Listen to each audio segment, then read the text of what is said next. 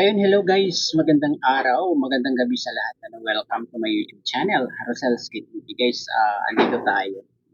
May re-reactionan lang po tayo. May narinig tayo sa vlog ni Ma'am Bukil. So, ito yung ating re-reaction. So, bago ang lahat, pakisuportahan po muna ang Ama ng Kalingap, Kuya Val Santos Matubang, Ate Edna Vlogs at Kalingap Ram. Ito guys. Usapin na aminan o kantahan, ayun, kumanta na, tumuga na, umamin na, kung sino ang nasa likod, hindi lang daw si AR, may binanggit pa rin na si Leo D. Ayun guys, si Red Saint daw yung pumutak. Ibig sabihin si Kuya Red Saint yung nagsiwalat, siya yung naglaglag dito sa dalawang sponsor na ito na nasa likod nila, nung time na umalis sila sa Kalingap, nung natanggal sila sa Kalingap at sinama niya nila sa pag-alis itong si B. So, ayan, nagkakalaglaga na guys. 'Di ba? Nagkakalaglaga na sila. So, kamakailan lang meron si Iking na ibinulgar din na umuutos daw sa kanya na hindi naman niya sinunod kasi alam niya na mapapahamak siya sa inuutos nitong isang sponsor nito. So, ito pala yung mga sulsol itong mga ito guys.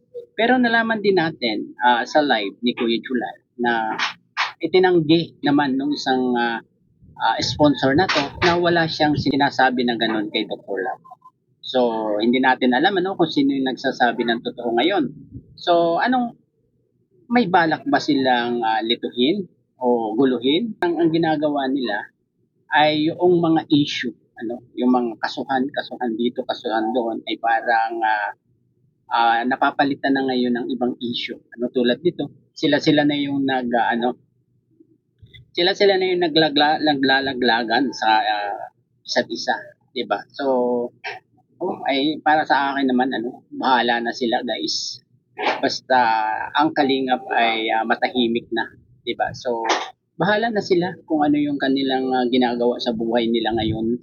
Dahil ayun yun yung nasa hula, guys, Yun yung nasa hula na hindi magtatagal sila rin yung magkakagatan, Sila rin yung magsisiraan sa bawat isa, 'di ba? So, ang mali nila guys ay pinapasok nila itong si Kapeste dito sa kanilang community, sa Kagwapa, 'di ba? So, ayun, nagkagulo-gulo, 'di ba?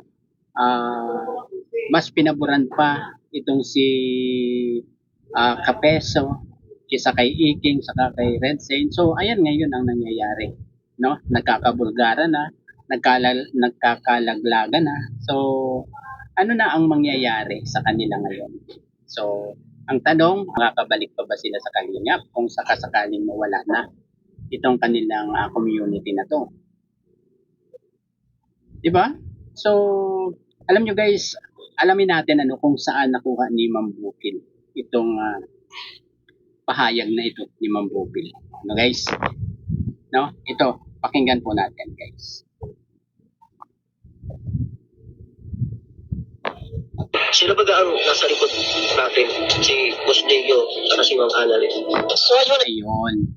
Kay Red Saint nakuha ni Ma'am Bukil, Si Red Saint mismo ang nag-bulkar na si Sir Leo din saka si Ma'am Annalyn Rawlinson yung nasa likod nila.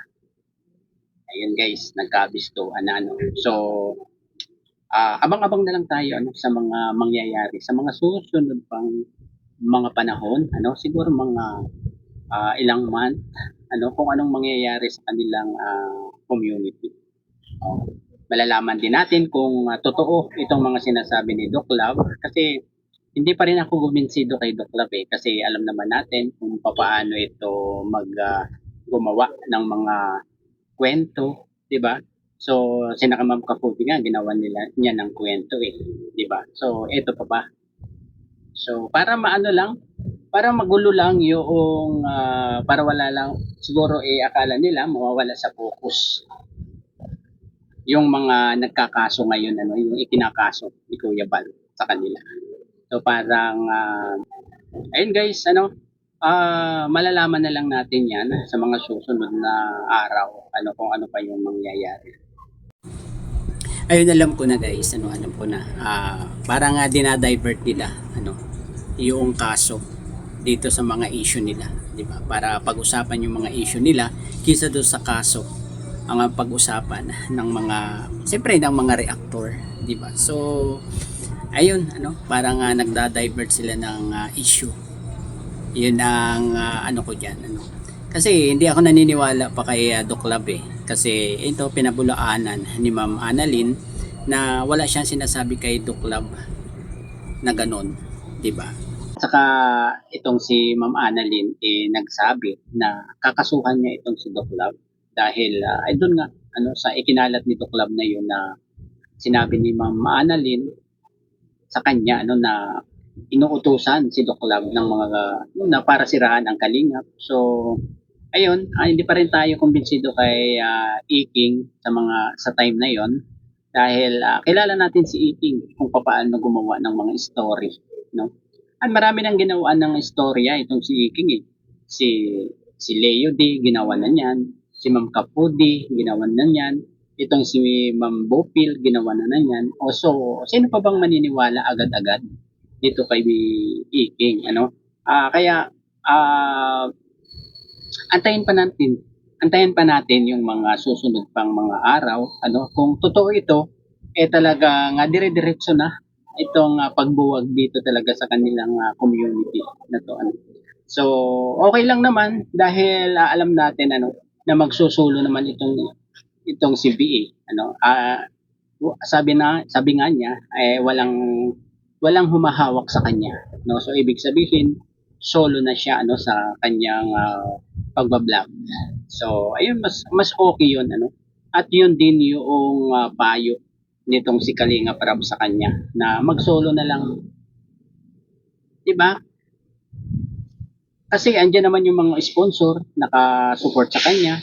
May mga viewers din siyang sigurado na magsusupport sa kanya. Andyan yung mga solid, no? Yung mga solid diyan na solid sa yung mga nasa ENB, no, 'di ba? Ayaw na nila kasi ng EDC guys, kasi medyo ENB na lang daw. So, ayun, mga solid 'yan.